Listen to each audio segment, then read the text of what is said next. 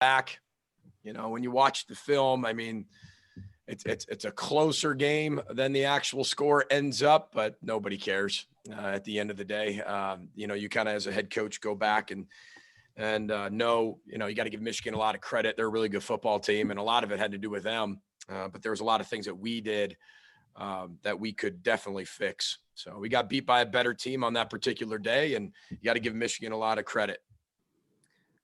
Let's go to Joe Schmidt with KSTP. Hey, Coach, I'm wondering, when you look at your defense, how far is the defense just behind, or is it just experience that let Michigan, basically drive it well? Yeah, no, when you're looking at basically how we run our program, Joe, we were a developmental program, right? And we had 4 guys drafted off the defensive side of the ball last year. And we've got a lot of new faces on that side, not just replacing the draft picks, but also the guys behind the guys that have played. And some of that's very youthful. Some of it's inexperienced, but they're very talented. As I said before, there's a lot of question marks on defense. Very talented football players, just need experience to be able to continue to get better and better. I like where we're at. I don't like the result of the game. I don't like the rushing yards. I don't like all that. But again, this is a step-by-step process. I expect the defense to continue to get better as we go throughout the year, especially, when you're starting a guy like Cody Lindenberg as a true freshman at linebacker. And, he's got a lot to learn, but he's a really talented player. He's going to be a very good player in this league. And you need to play him, and you need to play him now. And that's kind of what I mean by that. Thank you. Let's go to Ryan Burns. Hey, Coach. Hey, Ryan. When you look at the run fit and you look at how things went on Saturday, when you watch back the film and you try to take something forward to move on to Maryland, is it about simplifying things for your linebackers and Tyler Nubin and those guys, or how do you go about trying to shore up the run fit? Well, first of all, anytime you go into a game one, you don't exactly know what you're getting, as we talked about before. And even after the game, talked about how much two-back they actually did. And maybe that had to do with one of their tight ends being out with COVID. So that changes a lot of things, right, immediately. And again, that's the preparation and the preparing for ghosts that you talk about, and all your adjustments are being done on the side, especially when the first one comes shooting out. The second one, that was just a lack of tackling. Once that first one came out, I thought we did a better job of run support. The tackling has to improve, has to get a lot better, and it will get better. But the run fits got better as the game went on. But again, not good enough. And there's some guys in there that are a little hesitant, again, don't have the experience as some other guys, and they'll get there. And that's what we're focused on. And we got to coach them better. And everything we're talking about starts with me. I make the decisions of who plays, and I make the decision about where we're headed as a program, and I make the decisions of all that. So 100% falls on me, but guys need to be able to mature pretty quickly when you're in there, and they will. Blake with the Daily Gopher, you're up next. Hey, Coach, outside of Rashad Bateman, only one other wide receiver caught a pass on Saturday. Were they having trouble getting separation, or did it have more to do with Tanner and him going through his progressions while under a lot of pressure? Well, I mean, we have 2 guys, and last year there wasn't a lot of guys that got a lot of passes especially early in the season, besides Tyler and Rashad. Now Rashad and Chris Altman-Bell. The tight ends are a little bit more involved than they were last year. So I think that's what you saw a little bit more of. O'Keefe had a touchdown pass. So, we're going to, as we continue to build up that wide receiver core, Daniel Jackson played a little bit, Clay Geary and guys like that, Seth Green. So we'll keep bringing that core along, and got more guys will emerge as we keep going forward. But the tight ends are more involved than they have been. Daniel House, you're next. Hey, Coach, what are your early impressions of Maryland as you're starting to go through their film? Yeah, they got a lot of athletes on the field. They don't have a lot of returning starters, but they brought in a lot of transfers from all over the place that are really, really talented, long, big. They all can run, whether that's on the defensive side. On the offensive side, they got a lot of skill players. I mean, number 7 is as good of a wide receiver we have in the league. And the young quarterback, I mean, they're going to play them, and they're going to run them, and they're going to get them outside the pocket, and they're going to switch up, what they do with the run pass, and they're going to be balanced. But they got a lot of athletes. And that's what we see early on so far is they got a lot of athletes. A lot of people play, especially on the defensive side of the ball, and they fly around. Let's go to Randy Johnson, Star Tribune. Yeah, hi PJ. What was your assessment?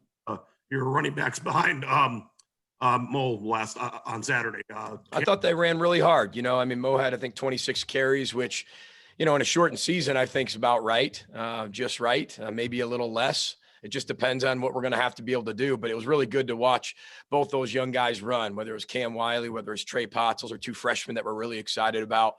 I thought they ran really hard, made some really nice runs, and hope that they can continue to get more runs as we go through the season. But again, we got ourselves behind so quickly, guys, in the first quarter, after the sack fumble that, it gets you out of you're down 28-17, and then you got to make a tough decision. Then you're down 35-17. It gets you out of your game plan pretty quick when you're watching how Michigan's moving the football on you too. So, we're best when we're a real balanced attack. Mike Grimm, go ahead. Coach, what's the challenge of a Friday game with a travel day mixed in? Well, I think it's the preparation. We've been practicing. We prepared for Maryland last week as well, leading up to Michigan. Michigan, we basically game planned 2 weeks prior to the game. The next few days was really with coaches just focused on Maryland, and now we're into the preparation on game week with Maryland as well. So we sprinkled a little Maryland in there before, and that was before the Northwestern game. But I think it's the challenge of a Saturday night game, right? And then being able to turn around and play a Friday night game. But then, it changes your schedule. But we're going to attack everything head on. We accept the challenge of that. And we've been in Maction for a long time. So we understand that. And we have a formula for everything, whether it's 4 games or 4-day break, 3-day break, 9-day break, 11-day break. We have that. So, we're just going to follow the protocols that we have and follow the schedules that we've done. And I think our players have responded really well to that. Let's go to Eric Strack. PJ, if your punters and kickers did get bit by the COVID bug, they seem to have had to deal with a 21-day window. The Big Ten a little bit earlier than anybody else. Now we're seeing Wisconsin could possibly deal with it too. What are your thoughts on the 21 days versus a lot of other leagues, a lot of other conferences going with less than that? And do you think it's something the Big Ten might be willing to look back into? That's a great question. As I've said before, I don't want to be sarcastic, but I'm an elementary school teacher at heart. I don't know anything about being a doctor and why those, we all know why. It's to keep the kids safe, period. And if 21 days is what they feel with, 1, the COVID, 2, with the heart condition, then I'm all for it. That's what makes 2020 so unpredictable. That's what makes it really difficult. That's what makes it challenging in a lot of different ways. That's why we're seeing the football that we see. And that's what makes football 2020 fun and interesting, is on the same side. So I don't really have an opinion on it. 21 days, like I said, whether that's less or whether that's more, I'm not the professional to be able to go through that. We'll leave that up to all the medical people and the medical professionals. But I know every team somehow, some way affected by it. Dave Campbell, Associated Press. Hey PJ, I guess, how did you feel like the players kind of responded, coming back from the game on Saturday, and especially some of the younger players, like where their kind of minds are at, confidence levels at? Oh, well, it's a 1-game season, just like we've always done. 1-game season. We lost the Michigan season, period. That's over, done with, right? We took all the information we possibly could. We learned as much as we could from that game, and then you move on. And that's it. And that's what we were able to do. We have to make a lot of corrections. We have to get a lot better. I loved how hard our team played. But just because you play hard doesn't mean you're going to win. We got to execute way better. But I thought today's practice, everybody was locked in. The energy was really high. Our players were dialed in. And I think they want to get back on the field. Let's go to Jeff Wald, Fox 9. I'm actually good. Dave took care of what I was going with. Good job, Dave. Thank you, Dave. Let's go to Paul Bloom. Dave took care of everybody else's question too. If everyone's all set, we can end it. If Dave asks everybody's question. Thank you, Dave. Let's go to Paul Bloom. Go ahead, Paul. Hey, Coach. Paul Bloom, local TV news guy for Fox 9. So I'm going to take you away from the X's and O's today. Was digging into this zero racism initiative, sort of that Rashad started when he came back. Apparently, the High School Football Association, the high school teams have started picking up on it. At least 10 schools have already, posted stickers on their helmets for this season. kind of falling behind Rashad. I'm just wondering if I could get your comment on his efforts and what it means to you in this program that someone like Rashad is a beacon for this type of effort across the state. Yeah, it just shows the power of our student athlete's voice, especially Rashad Bateman. This is an issue that all of our student athletes are taking on head on with our Here initiative. And there's nobody better to be able to be out there leading that initiative than Rashad Bateman. Of all the things he's been through in his past, which I know a lot of people got a chance to see on College Game Day, but the zero tolerance is how and spreading that is how we're going to be able to get change. Is action. You got to listen, right? You got to be empathetic, right? And then you have to have action. And those are the things, those are the steps that are in place. And I think it's wonderful that people are following that lead of our football team, of Rashad Bateman, his story, and his initiative to wear number 0 for the year for zero tolerance. Thanks, Coach. Good luck the rest of the way. Appreciate that. Thank you. Let's go back to Andy Greeter. My question was in that same vein. When Coney Durr comes up with that idea for the Here campaign, what is he showing you when he's doing that? And I know it's a short week, but are you doing anything in that regard this week? We're looking at doing a lot of things. The topic of the week that we're focusing on, which I'm not going to share with you, but it fits that. It fits the March on Washington. And, we're working on details about if we're going to visit anywhere out there, but with COVID restrictions and 5 days from the election at that point, we want to be able to really kind of dive into it a little bit deeper. It's not like last time, we went to the Lincoln Memorial when we went out there to play Maryland, because it's about the experience of our student athletes. But the number one thing right now is going to be the safety of that. And so we'll follow all protocols and precautions and listen to the state professionals of what we should be doing and what we shouldn't be doing with that. So that's where we're going with that. And then just, if I could, just Coney with the idea and what he. Oh yeah. Sorry about that. Sorry, Andy. Yeah. This was one of the first talks we had as a football team, and meeting with the leadership council. I asked them, how do you feel we need to be able to move forward with this? And everybody's saying action and empathy and listening. And I get all that. Right. But I said, okay, well, how are we going to act on this? What's the number one thing we need inside our program that's going to be able to be a staple of our program from now till hundreds of years from now, right? That we can implement, that is part of our row the boat hyper culture here at the University of Minnesota. What are we going to be able to do? And Coney Durr just simply said education. We need to be, everyone in this room, no matter who you are, needs to be educated. And I think that was an incredibly powerful statement. One word, describe what we all need. It doesn't matter if we're coach, whether we're trainers, whether it's equipment managers, whether it's strength staff, whether it's our players, no matter where you come from, no matter what you look like, we all need education. And I tell you what, it's been going incredible, Andy. It's been a lot of fun to watch our players ask questions and really get these lessons taught to them from our American history in a very non-biased way. And these are the facts. This is what it was. This isn't about maybe just how a textbook wanted to portray something or what we're going to just focus on this one part. It's a wide variety of so much. And some's very hard and very emotional to listen to, but that's the education that we can't ignore. And I'm really proud of our players for really putting their heads together and coming up with this elite plan of this Here initiative, because I think it's really powerful to help end racism with education. All right, thank you. Let's go to Randy Johnson. Yeah, PJ, 3-year players from last year, Antoine, Tyler, and Kamal had pretty big games in the NFL yesterday. Did you get a chance to see highlights or take a look at that at all?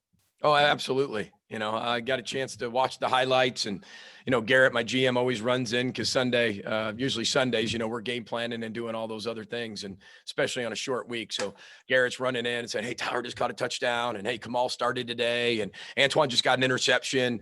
Just so proud of all of our alumni that are in the National Football League. And, every Sunday I get a sheet that tells me how everybody did, what their stats were, even kids that we coached at Western Michigan, how they were able to do, just to be able to keep those relationships and let them know we're thinking about them. And, they're always Gophers at heart, and we're here to support them, but they're having a phenomenal year right now. And it's so fun. It's so fun for our team right now to see those guys that they just played with have a ton of success in the National Football League. All right, we'll take 2 more. Let's go back to Joe Schmidt. Coach, if you're not satisfied with your punting and kicking situation, would you ever consider trying out a different position player or maybe punted or kicked when they were in high school? Yeah, on our team, we've gone through that, Joe, just so you know. We have 3 punters, right? And then 2 are out. We've talked about that. With the COVID restrictions, it's a little bit more difficult to do that, to have the open tryouts and bring people in. You have the number 170 amongst everybody inside your bubble. So it's a little bit more difficult to do that these days. Not saying it's impossible. It just takes a lot longer if we're willing to do that. Then there becomes a trust factor. Who is it? How long have I known him? How long have I met him? Can you handle a Big Ten environment? But we'll have answers. I mean, that's what 2020 is about. And you've got to make decisions as a head football coach. And, you know, the fake punt, I mean, if it works, it's a great call. If it doesn't work, it's a horrible call. And I said in my presser, I mean, horrible call. And that one's on me. But, you know, that's what 2020 is bringing. It's bringing a lot of adaptation. It's bringing a lot of change. It's testing maybe some of your philosophical approaches, and maybe you have to change some of those this year to be able to adapt to what you're being dealt with. But that's 2020, and a lot of people are dealing with the same thing. All right, last one, we'll go to Blake. Blake, go ahead. It is unique, Joe. I mean, Joe, I will say it is unique. I've never seen anything like it in my life. Usually those are the guys who don't get hurt. You know, I mean, they have no contact, and usually you can scale down to practice to keep somebody and get them ready for game day. When they all get taken from you, that's unique now. That makes decision making a little bit different. All right, go ahead, Blake. I think everyone knew the tight ends would be more actively involved in the passing game, but I'm not sure everyone would have guessed Co Keefe would be the beneficiary. What have you seen from Co this offseason that convinced you he was ready for that role? Well, I think all 3 guys. I think Brevin Spanford has really come along, and I think he's getting ready to really kind of break through at some point. Bryce Witham had a tremendous offseason. I'm really proud of Bryce's progress, and he knows that. Tell him that all the time. And then Co Keefe and Jake Paulson. You know, all the tight ends have gotten better. Clay Patterson's done a great job with this room. He really has. These guys understand football. They not only understand their position, but they understand how they fit within the big picture. They can move around. They're really good blockers. They're becoming really good pass catchers and route runners. Again, developing these guys into that. I'm really proud of the progress they're making. They're a big part of the offense in what we do in the run game, and developing into part of what we do in the pass game as well with Coach Sanford and his system. So, and Coach Simon, but proud of the progress. They got a long way to go, like we all do. We just got to find a way to continue to get better. All right. Thank you, Coach. Thank you, everyone, for joining us. I'll send out a Zoom link for players and coordinators tomorrow. Thank you again, Coach. Thanks, everybody. Row the boat, Sky Mile. Go Gophers. Thank you.